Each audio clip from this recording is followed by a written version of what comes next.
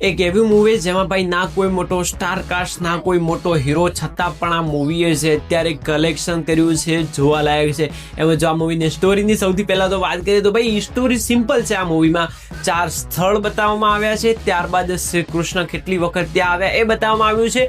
Even તો આ મૂવીમાં એક રિક્ષા ચાલક છે. હવે રિક્ષા ચાલકની વાત કરીએ તો ભાઈ ગલત સંગતમાં ફસાઈ જાય છે, મતલબ કે નશા બશા કરવા લાગે છે. એમાં એનો ભૂતકાળ યાદ કરી અને ભાઈ અંદર ને અંદર પસ્તાવા લાગે છે. એન્ડ એના પછી જે ટ્વિસ્ટ આવે છે, શ્રી કૃષ્ણ સ્વયં ત્યાં માર્ગદર્શન આપે છે. મતલબ કે ભાઈ લિટરલી મૂવીમાં ગૂસબમ્સ થઈ જાય છે જ્યારે એવું બોલવામાં આવે છે કે પ્રભુ તમે મારા મિત્ર બનશો. ભાઈ એ ખરેખર એક લાઈન જ મને લાગે છે કે ટેગ લાઈન થઈ ગઈ છે આ મૂવીને વાયરલ કરવામાં.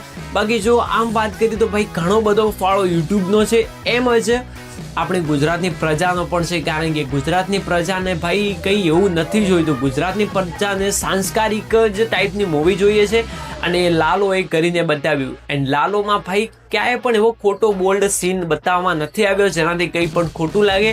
તો આ પણ એક રીઝન છે, કારણ કે તમે તમારી પૂરી ફેમિલી સાથે મૂવી જોઈ શકો છો. એન્ડ ઘણી જગ્યાએથી એવી પણ માલુમ પડી છે કે મૂવી થોડીક સસ્તી હતી જેના કારણે વધી છે. ભાઈ સસ્તી હોય કે ભલે હાઈ પ્રાઇસની ક્વોલિટી, બટ મૂવીએ ભાઈ કમાલ કર્યો છે. હવે તમને એમ થતું હશે કે આ મૂવી અમારે જોવી તો જોઈ ગયા, બટ એની પહેલાં જો વાત કરી લઈએ તો જુઓ હું આ મૂવીની વાત કરું તો શાયદ આ મૂવીની રીમેક આપણને બોલિવૂડમાં પણ બનતી જોવા મળી શકે છે. હવે આના પાછળની વાત કરીએ તો અત્યારે મૂવીએ કલેક્શન ખાલી ને ખાલી જસ્ટ 50 લાખમાં બનનારી આ મૂવી જો ભાઈ 31 કરોડનો આંકડો ટચ કરી શકતું હોય, એ પણ આપણી ગુજરાતી ઢોલિવૂડ ઇન્ડસ્ટ્રીમાં, તો અંદર ને અંદર એક વિચારવા જેવી વાત છે કે ગુજરાતમાં જસ્ટ ખાલી ને ખાલી ગુજરાતમાં જો મૂવી 31 કરોડ પ્લસનું કલેક્શન કરતી હોય એક મહિનાની અંદર, તો ભાઈ વિચારવા જેવી તો વાત છે. હું ખુદ જ કહું છું કે વિચારવા જેવી ભાઈ વાત છે. આમાં ક્યાંક ને ક્યાંક શ્રી કૃષ્ણ ભગવાનનો પણ ફાળો રહ્યો છે, કારણ કે જસ્ટ આ મૂવી એક આમ કહીએ કે ભગવાન ઉપર બનાવી હતી, મિત્રતા કેવી કહેવાય એના ઉપર બનાવી હતી.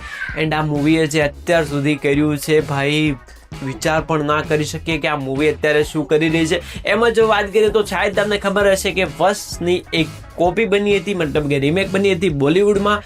આઈ થિંક અક્ષય કુમારની શૈતાન મૂવી, એ શૈતાન મૂવીએ ભાઈ વર્લ્ડ વાઇડ આંકડો ક્રોસ કર્યો હતો 250 કરોડની આસપાસ. એની ઉપર પણ મને લાગે છે ત્યાં સુધી આંકડો ક્રોસ કર્યો હતો.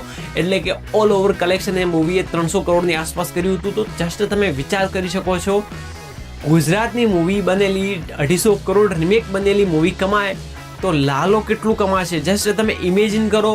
એન્ડ શાયદ આ મૂવી ભાઈ કંઈક કમાલ કરે તો તમે આમ ચોંકી ના જતા, કારણ કે જો આ મૂવી કદાચ બોલિવૂડમાં રીમેક બની ગઈ, હું 110% કહું છું મૂવી કંઈક કમાલ કરશે.